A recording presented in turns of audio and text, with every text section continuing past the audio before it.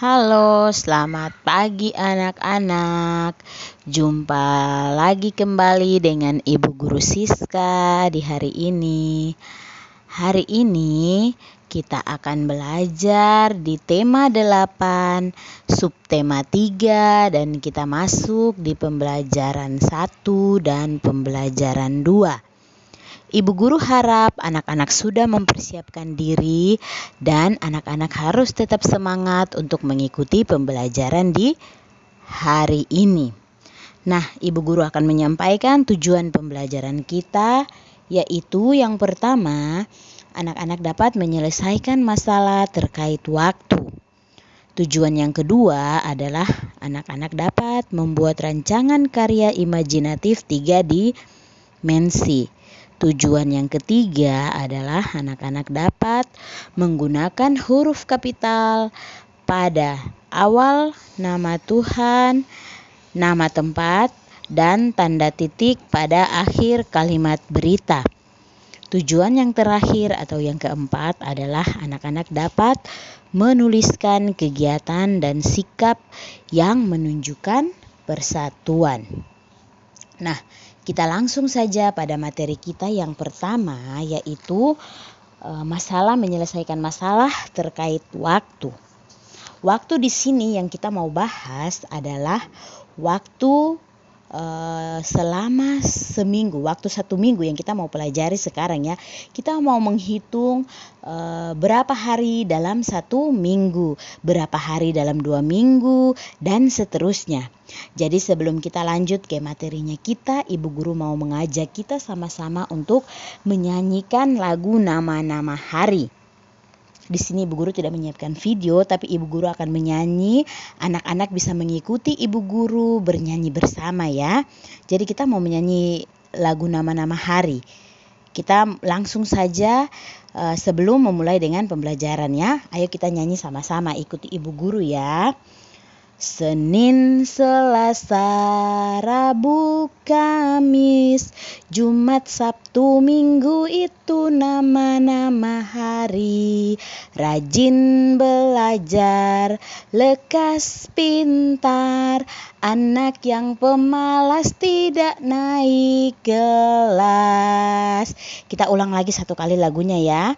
Senin, Selasa, Rabu, Kamis, Jumat, Sabtu, Minggu itu nama-nama hari. Rajin belajar, lekas pintar, anak yang pemalas tidak naik kelas.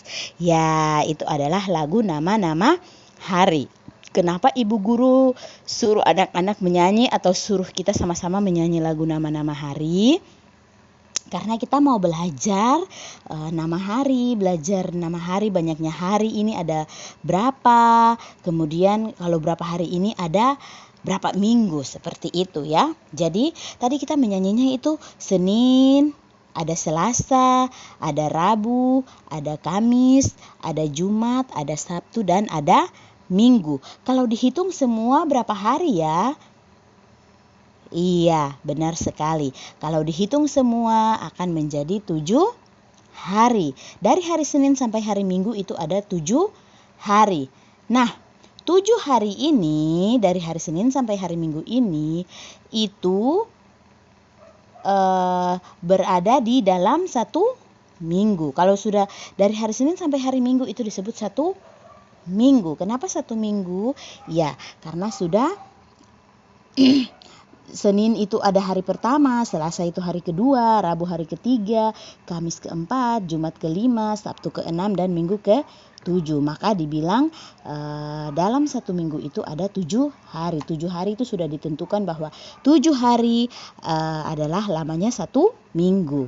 Nanti kalau 1 minggu ini lagi dihitung lagi sampai berapa minggu baru ada 1 bulan. Tapi anak-anak belum belajar sampai di situ. Sekarang ini anak-anak masih belajar di minggu dulu, hitungan minggu. Anak-anak yang perlu anak-anak ingat adalah bahwa lama waktu dari hari Senin sampai hari Minggu adalah 1 minggu. 1 minggu itu ada 7 hari. Bisa diingat ya, 1 minggu ada 7 hari. Lama waktu dari hari Senin sampai hari Minggu adalah 1 minggu. Diingat ya, hafal juga nama-nama hari. Anak-anak jangan lupa menghafal nama-nama hari. Nah, kalau misalnya dalam 1 minggu itu ada 7 hari, berarti kalau 2 minggu itu ada berapa hari ya? Ya kita tinggal tambahkan. Minggu pertama ada 7 hari, minggu kedua ada 7 hari. Jadi kalau 7 hari ditambah 7 hari, 7 ditambah 7 sama dengan 14. Jadi kalau 2 minggu itu ada 14 hari. Begitupun dengan kalau 3 minggu. Tadi 2 minggu 14 hari. Kalau 3 minggu berarti ditambah lagi 1 minggu. 2 minggu tadi ditambah 1 minggu lagi. 2 minggu tadi ada 14 hari. Kalau ditambah lagi dengan 1 minggu berarti 7 hari. Nah, 14 hari itu ditambah lagi dengan 7 hari. Jadinya berapa hari? 14 ditambah 7. 14 simpan di kepala, jarinya diangkat 7. Kemudian hitung. 14, 15, 16, 17, 18, 19, 20, 21. Nah, jadi kalau 3 minggu ada 21 hari. Ya, Ibu Guru rasa sampai di sini dulu penjelasan kita ya. Nanti kalau anak-anak melatih, anak-anak bisa bertanya ke Ibu Guru. Nah, kita lanjutkan pada materi kita yang berikutnya, yaitu membuat rancangan karya imajinatif 3 dimensi. Sekarang kita diminta untuk membuat rancangan karya. Rancangan, ini dibilang rancangan, berarti rancangan itu apa ya? Rancangan karya itu adalah gambaran karya yang akan dibuat. Jadi kita mau belajar tentang rancangan karya dulu ya. Nah, sedangkan kalau karya imajinatif itu adalah apa ya? Lalu kita sudah belajar. Karya imajinatif adalah karya yang dibuat berdasarkan hayalan. Ingat, karya yang dibuat berdasarkan hayalan itu disebut karya imajinatif. Sedangkan 3 dimensi itu apa ya? 3 dimensi berarti karya itu dapat dilihat dari semua sisi. Ingat, beda dengan 2 dimensi ya. Kalau 3 dimensi dapat dilihat dari semua sisi. Jadi dalam membuat rancangan karya, karya imajinatif 3 dimensi ini kita membutuhkan rancangan. Di dalam rancangan ini berisi alat-alat dan bahan-bahan yang akan kita gunakan untuk membuat karya. Jadi kita belum mencoba untuk membuat, tetapi kita pelajari dulu bagaimana cara membuat rancangannya. Nah, rancangannya adalah gambaran karya yang akan kita buat. Di dalam rancangan karya itu berisi berbagai alat-alat dan bahan yang akan kita gunakan pada saat membuat karya nanti. Sebagai contoh, anak-anak perhatikan gambar yang Ibu Guru tampilkan ini. Ini adalah rancangan karya imajinatif 3 dimensi miniatur lampu lalu lintas. Di sini ini masih berbentuk rancangan ya. Nanti kalau kita sudah siapkan rancangannya, baru kita mulai ikuti langkah-langkahnya. Mungkin langkah pertama kita buat apa, langkah kedua sampai langkah keberapa, miniatur lampu lalu lintasnya sudah jadi. Jadi untuk membuat rancangan, yang pertama kita harus menyiapkan alat bahan. Itu kita harus siapkan alat, bahan, dan kemudian gambar dasar. Anak-anak bisa perhatikan gambar dasarnya itu ada ini ya. Ibu Guru ada tunjukkan ini. Nih, itu adalah gambar dasarnya. Kemudian alat-alat yang digunakan di sini ada spidol, ada gunting, dan ada lem kertas. Ada juga bahan ya. Alat dan bahan ini kan di dalam rancangan karya. Bahan yang dibutuhkan adalah kardus atau karton, kemudian kertas gambar, dan tutup botol air mineral, air fit, aqua, dan sebagainya. Tutup-tutup botol itu yang kita gunakan ya. Nah, itulah cara membuat rancangan atau menyiapkan rancangan karya dulu sebelum kita membuat karya. Jadi kita siapkan yang pertama adalah alat, bahan, dan gambar dasar dalam membuat karya. kita membutuhkan rancangan karya seperti alat, bahan, dan gambar dasar.